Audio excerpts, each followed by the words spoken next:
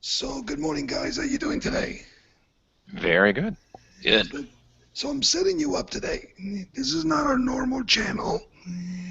Um, I want to ask you a couple of questions. They're not about technology. They're more about business and sales and marketing. Ready? Wait, do we get to take a vote? No. Wait, one more sip of coffee before this question. Okay. Okay, go ahead.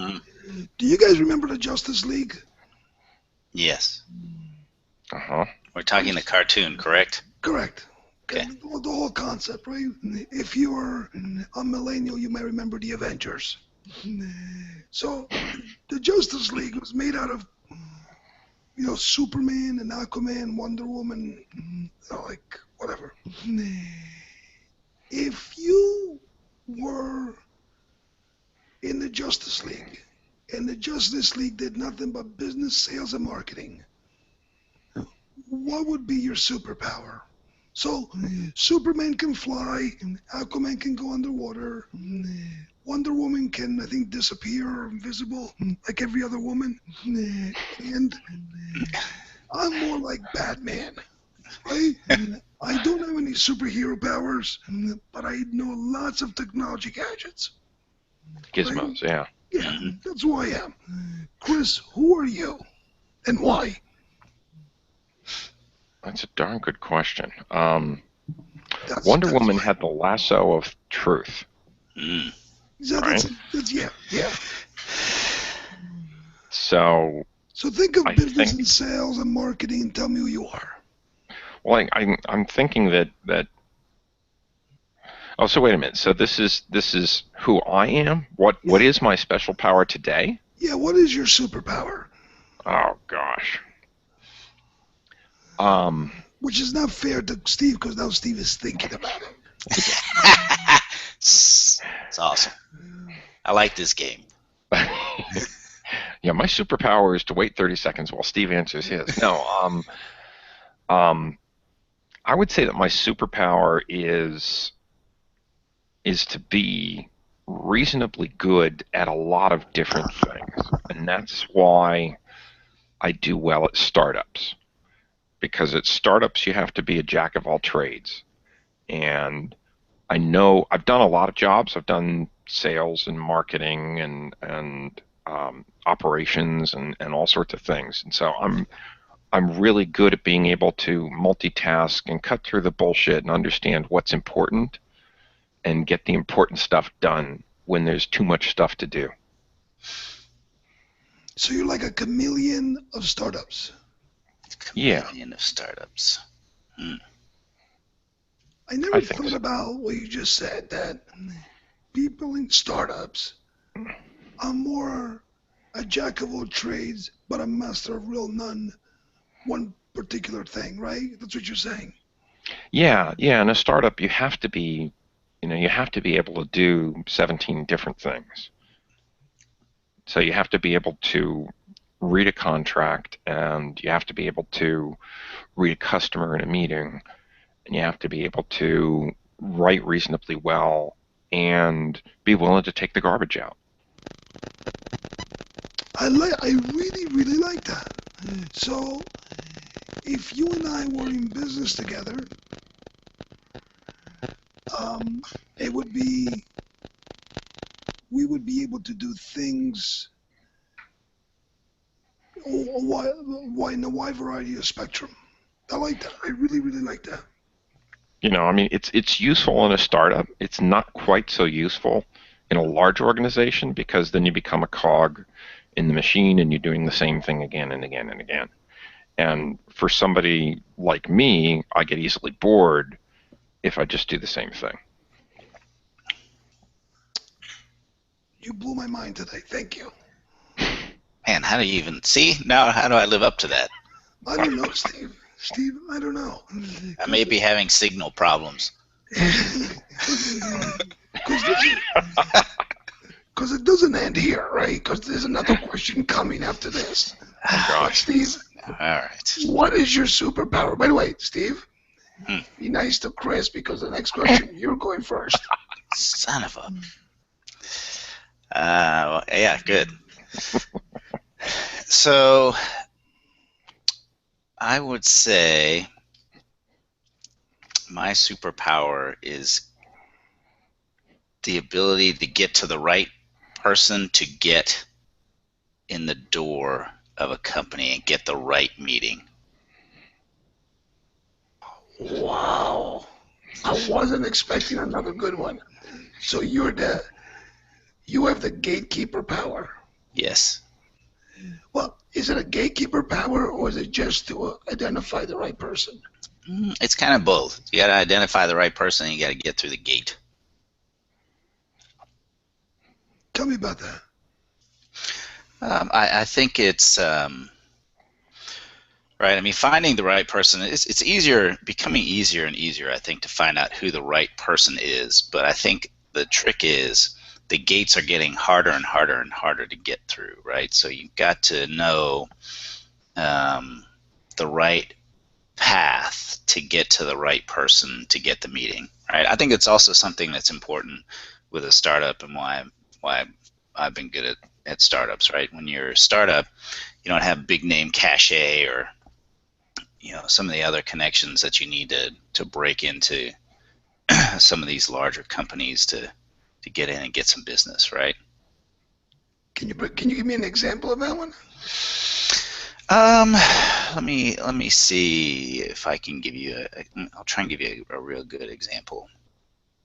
Well, I think one of my customers there in New York City is a great example, right? Where I knew how to get to the CIO of one of the divisions. That CIO got me to the CIO of the corp, right? You get the meeting, right? You're gonna knock it out of the park, and then you get the business. So, right, when you're competing with the bigger guys. I'm not gonna give a customer name, but No, I know who he is. you know who it is. Yeah. Thank you for that. Thank you for those are two great questions. But it's interesting that you think you still work for a startup, Steve.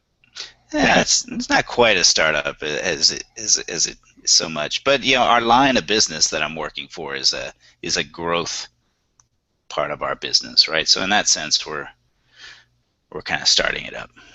Okay. So here comes the next question. Well, wait a minute, Marco. You didn't answer the first one. I told you I was Batman. I don't have any real superpower. I am Batman. No, but explain how Batman is useful in business. So I wasn't ready to answer this question. Turnabout is fair play. That's right.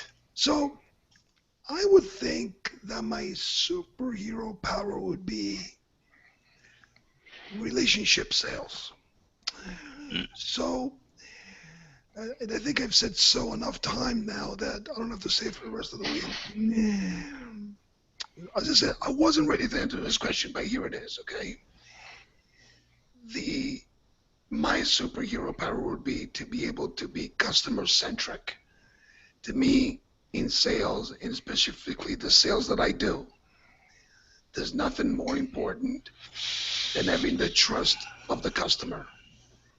And if you don't want to be friends with the customer, you will not be able to do business at the level that I do. You can be lucky, right? But I'm moving not. I'm not selling the Onion or the iWatch, which sold more items than the Android ever did. I'm selling things that cost millions and millions and millions of dollars and are not a one-time hit, right? So it's almost like a marriage. I'm marrying my customer, right? And if you don't want to be married to this person, you cannot do business with them. If they sense that you don't like them, or if you don't like them, it's not going to happen, right? Now, I can tell you that some of the powers that I have grown would be around marketing. I've been spending a lot of time understanding marketing, and I'm attending classes at Wharton and Harvard to be able to get better at marketing. All right. That makes sense? Yeah. Yep. So I want to hear Steven's question now. So, Damn, I thought he was going to forget no. when you turn that around on him. So, closing that discussion, okay, because these two things are going to be clearly in two different places. But, Steve, here's your question. Once again, we have the superhero. I don't remember what that room was called. The Hall of Justice, right? Yeah. I actually cannot believe that I remember that. So the Hall of Justice are sitting around the table, and there's a big round table, and there's Superman, and there's Wonder Woman, there's Aquaman. You know, he really likes Aquaman, but he's at the table anyway. There might be some racial issues with him. But they're all sitting around the table, and you come in to the room, and you come into the room because you're going to interview your favorite superhero, right? But here's the setup. Think of yourself in business today. Think of the people that you may be reporting to, maybe working for, or maybe one of your mentors or heroes.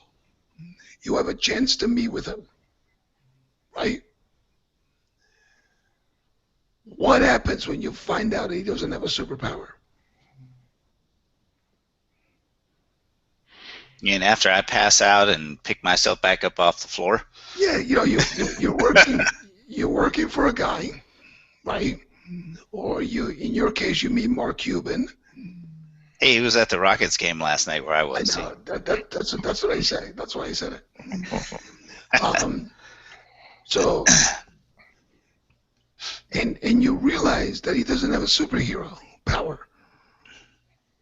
Have you ever done that? Have you ever talked to a boss? I mean, not now or back in the past, and you sit down with this guy who's the CEO of the company, 4 or 5 levels up from you, whoever he might be, and you realize he doesn't have a superhero power.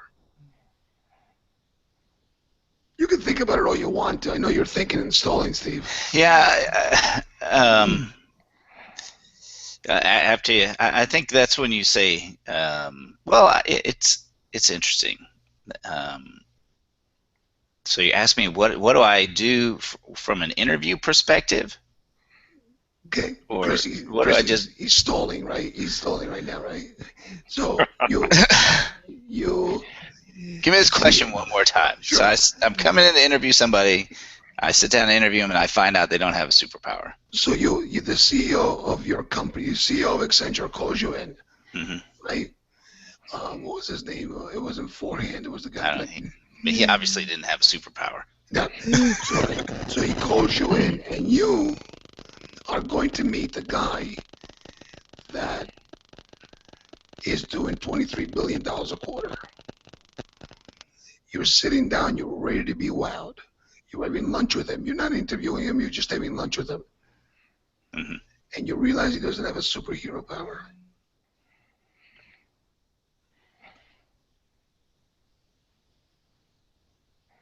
I have my lunch, and then I figure out how I can get his job. Okay, so tell me more about that. So you're saying because he doesn't have a superhero, you're going to take his job? No. Look, I think a lot of these guys don't have superpowers, right? If you want to think of it in that context of these CEOs, right? I think there are very few of them that have a superpower, right?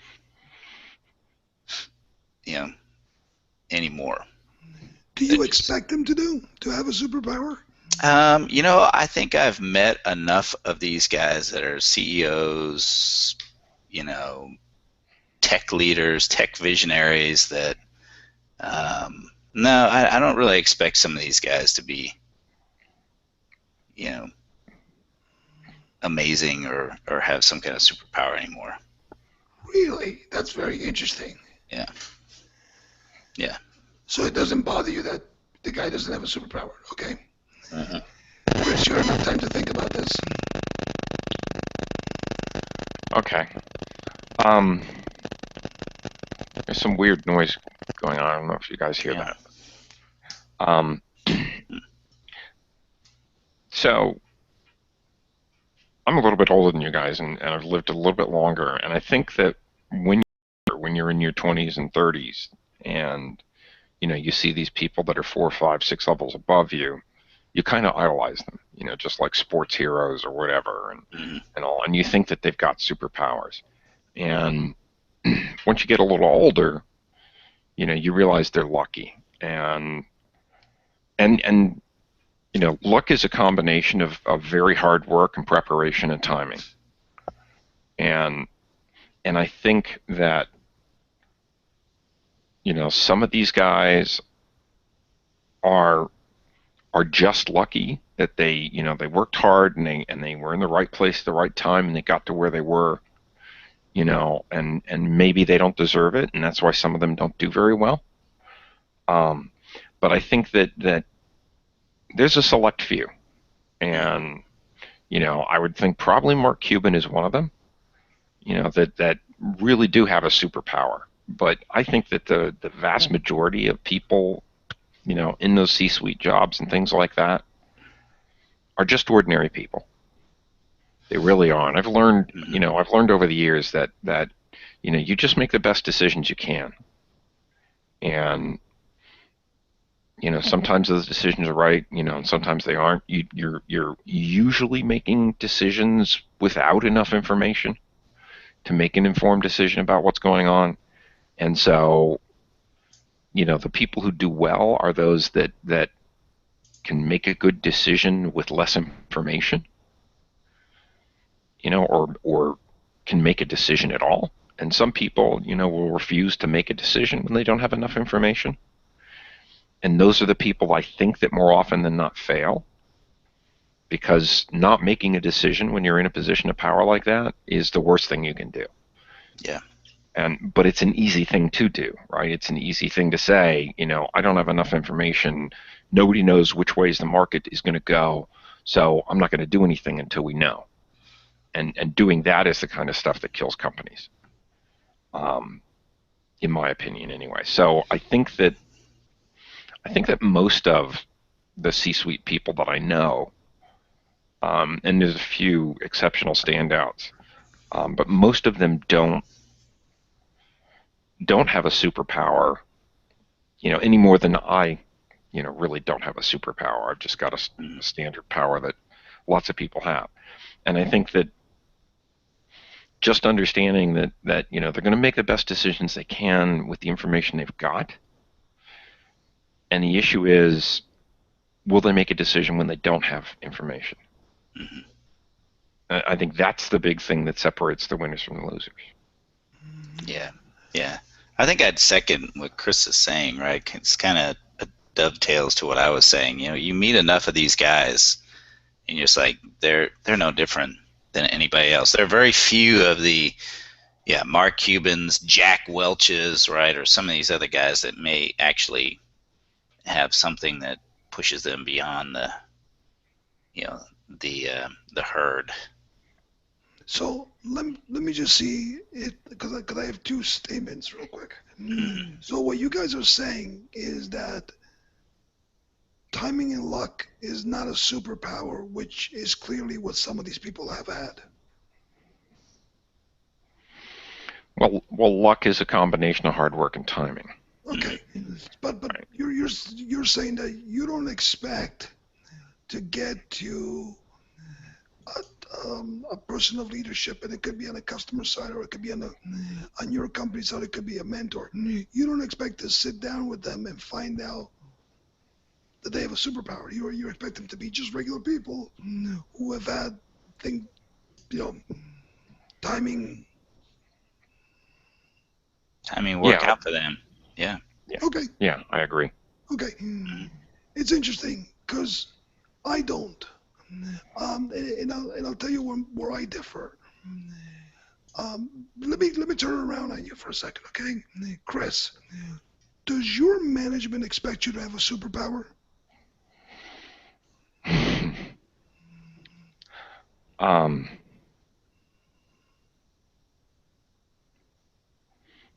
I don't think so, but I don't think that my management is entirely ordinary. Right. Right. And you mean that one person? Because Yeah, I know your management. Okay, so yeah. And I've had, thanks to you, a couple of discussions with him, and I agree with you that he is not ordinary. If we're talking about the same person. yeah. Steve, how about you? Does your management, and now your management's a little bit difficult. People that around you, do they expect you to have a superpower? I don't think so. I don't think so. I think if I look at if I put it in the context of my partners in the firm that I work with, I would say no, right? Because I think all of them kind of realize the same thing that we've been talking about, that you need a little bit of luck, a whole lot of hard work, right? And maybe a little bit of a skill to get to a leadership role. I do say we have a lot of kids. As a firm, we recruit a lot of young kids, and I think those kids expect us to have a superpower, right? Yeah, I think there's something out there. I think there's something to be said. There's a study. I don't know if either of you two have seen it. It's been done a few times, and it kind of keeps to giving the same results. That I think you even if you read all the the business rags, right? I mean, everybody wants to meet a CEO that's gone to Harvard or Stanford or wherever, Wharton, right? But when you look at the universe of CEOs and successful CEOs, there are very few of those guys that are Harvard grads, top 10 B school grads, right? I mean, you look at guys like, especially in our tech industry, right? You got the Bill Gateses, you got the Michael Dells, right? You got all these guys that have gone out there and done amazing things, but they're not, a guy who got his MBA from Harvard or Wharton or Princeton or MIT or wherever it might be, right? So, but I think that's the society that we live in. We kind of expect that, but the reality is something completely different. So something you just said, and I guess you guys are both the same on this one because you're both hiring much of the younger people in your companies, right?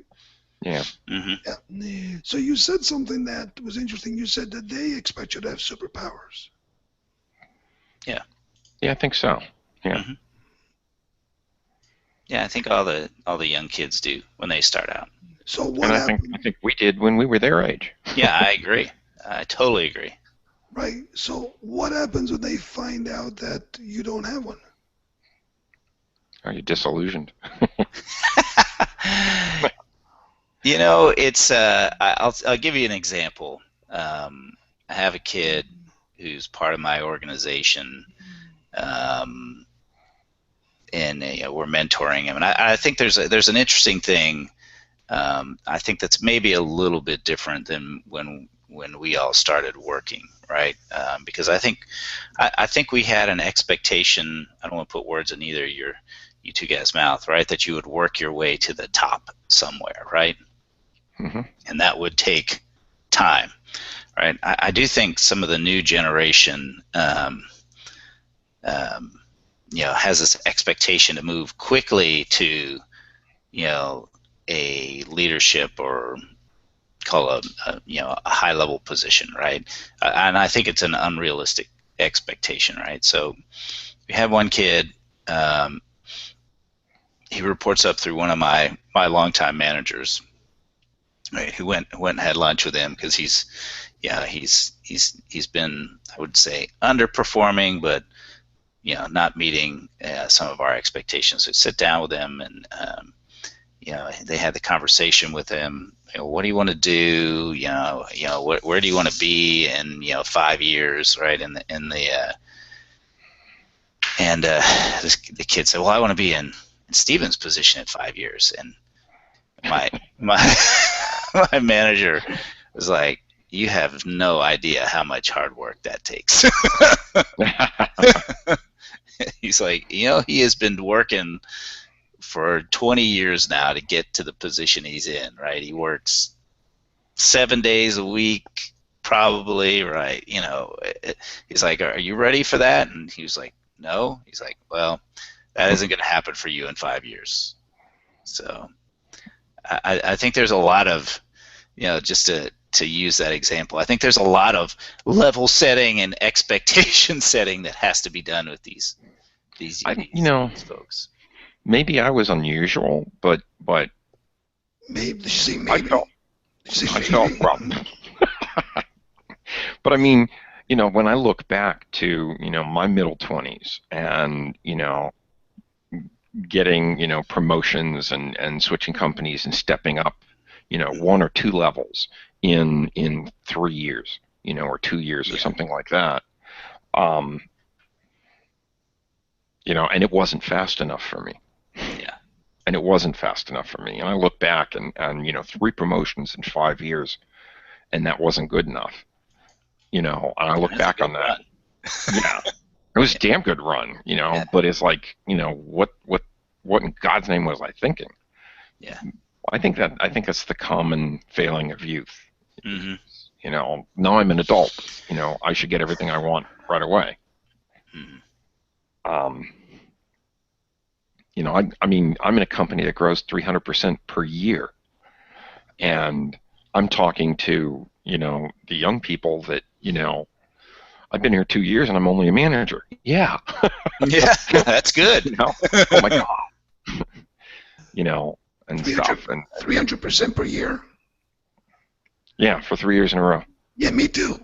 Oh, per year. Per year. No. No. 900. I thought you meant per millennium. Per millennium. I mean, when I joined the company, there were 12 of us. There are now 800. So it's kind of a, 3 year that's kind of a curve. Yeah. And people are being promoted, every couple of weeks, and it's a fantastic thing. And I'm apologizing to these kids because I'm saying, I'm sorry, but you're hosed for the rest of your business career. You're never going to see anything like this. And I'm sorry because this is going to set expectations that no other job is ever going to be able to fulfill. Mm-hmm. So, I think that's very true. That's yeah. It's a tough thing, but I think it's a common thing in youth, in your 20s that you're gonna, it's not happening fast enough, or at least it was for me. And I realize, Marco, I'm not normal. Yes. Well, thank you for that. So wait, whoa. So what's your perspective on this whole thing? You never answered your question. He tried to skip out on it. He tried. Yeah. Which question? The question of what happens when you find out somebody doesn't have the superhero power. I live in a different. You live in a different state. I know New Jersey isn't quite the same, but yeah. So it's a little bit different for me because everybody that I've ever worked for expected me to have the superhero power. Okay? And being Batman is usually not good enough. Mm-hmm.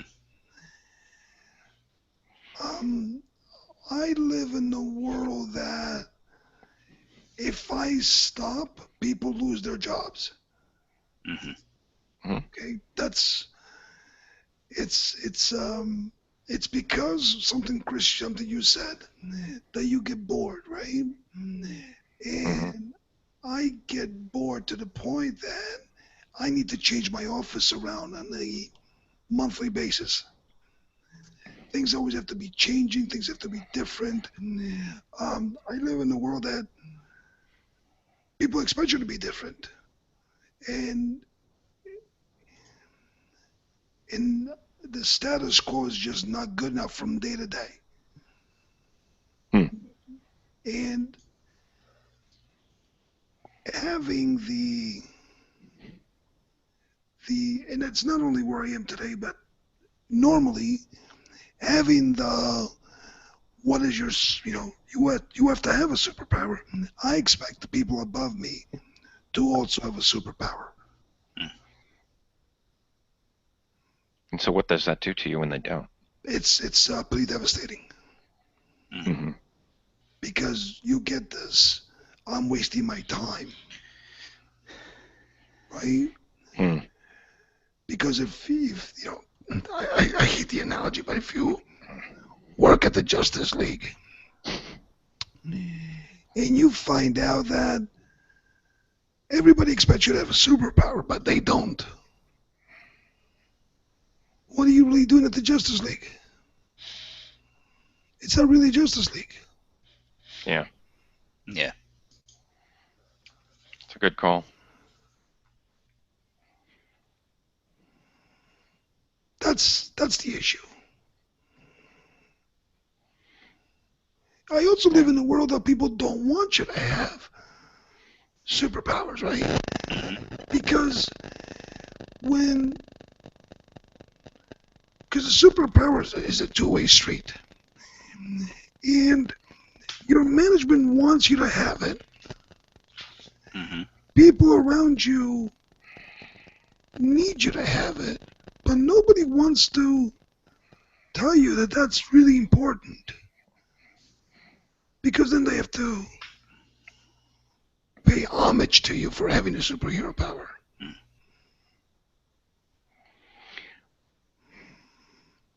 But I think in business, superpowers like what we're talking about are something that can be learned.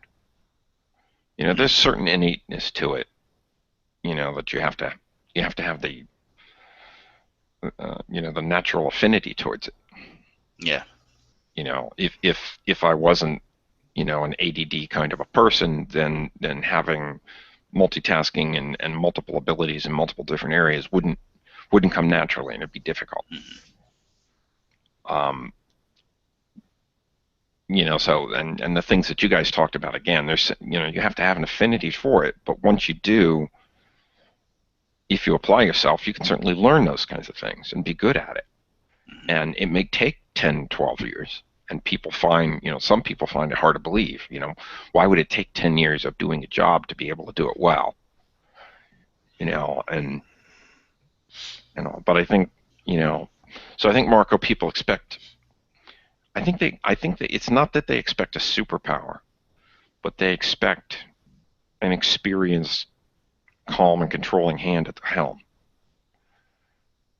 Right? They expect that they're going to bring you problems that you've seen before, or you've seen something similar to it. Well, at least you can solve it, or at least you can solve it, right? Right. But it was interesting what and I'm pointing to the screen. I don't know why. It's interesting what Steve said before, right? So Steve said that somebody wanted to be him. Right? And I personally, I'm one of those guys that wants to be him, but that's a different story.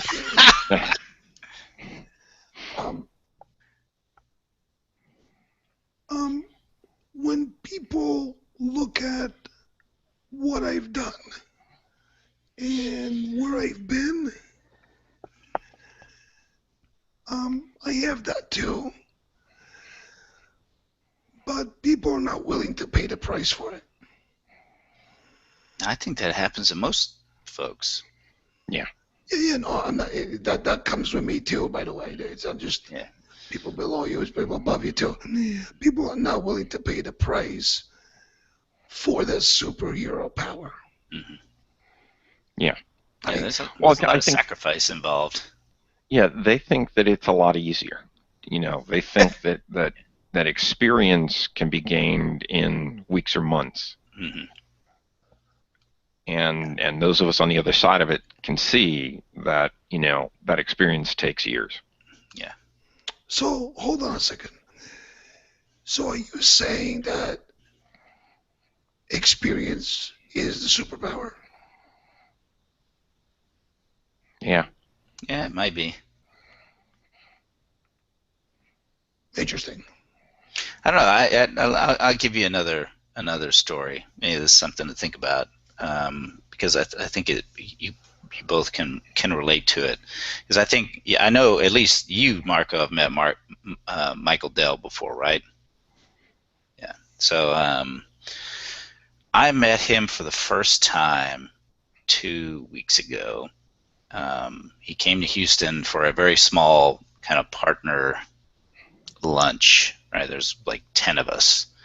I actually got to sit right next to Michael Dell.